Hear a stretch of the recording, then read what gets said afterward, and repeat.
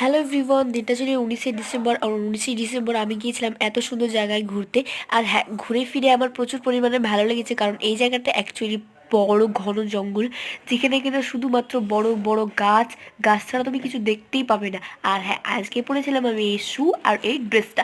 কেমন হয়েছে অবশ্যই কমেন্টে জানাবে। আর মানে বন জঙ্গল মানে কিন্তু সাপ, বাদুড়, শেয়াল এগুলো থাকবেই।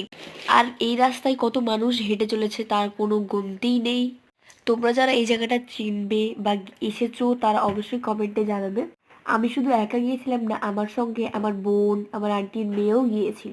এই জায়গাটায় 5-6টা মতো গাছ ছিল, যেটা কিনা শুধু লম্বা, আর সেখানে কয়েকটা ছোট ছোট পাতা ছিল, তার জন্য আমি ক্যামেরায় ক্যাপচার করে নিয়েছি। আর ভিডিও করার করে আমি কিন্তু উঠে পড়েছি রাস্তার পাশে, মানে উঁচু একটা জায়গায়। আর এই জায়গাটা এতটা উঁচু, আর গাছগুলো দেখে তো আমি পাগল, এত মোটা আর এত লম্বা। কয়েকটা গাছ কিন্তু শুকিয়ে পড়েও গেছে, আর সেই গাছগুলো পড়ে আছে আমি দেখতেই পাচ্ছি।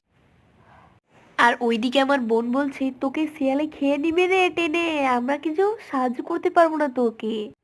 তো আমি সেই কথাটা শুনে ভয়েই চলে এসেছি, দেখতে পাচ্ছ। আরে হ্যাঁ, এই দুটো গাছ কিন্তু এত লম্বা, আমি ক্যামেরায় নিতেই পাচ্ছি না, কি আর বলবো। তো এই জায়গাটা আমরা বাদেও অনেক মহিলা ছিল যারা শুকনো গাছগুলোর ডাল ভাঙতে এসেছিল, মানে কাটতে এসেছিল জানালি হিসেবে। আর এই জায়গাটা একটা রাস্তা চলে গেল শালবাগানের, আর এই দিকে চলে গেল আর একটা রাস্তা। আমরা কিন্তু প্রায় শালবাগানের শেষের দিকে চলে এসেছি। আর হ্যাঁ, এই গাছটা আমি চিনতে পেরেছি, কারণ আমাদের এখানেও এই গাছটা আছে। এটা হচ্ছে আতা গাছ। কারা কারা আতা ফল খেয়েছো তোমরা অবশ্যই কমেন্টে জানাবে। আর এই জায়গাটা আমি একটু ঢং মারাচ্ছিলাম, তোমরা কিছু মনে করো।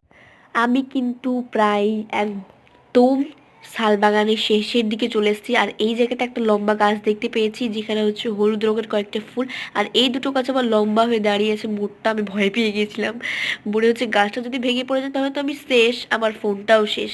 আমি শেষ না হলে, ফোনটা শেষ হলে আমার কোনো প্রবলেম নেই। আর হ্যাঁ, আবার কিন্তু আসবো আমি এই শালবাগানের ভিডিও নিয়ে পরে। আর এই জায়গাটা সূর্যর আলো দেখতে পাচ্ছিলাম, তাই ক্যামেরায় ক্যাপচার করে নিয়েছি। তো থ্যাংকস ফর ওয়াচিং।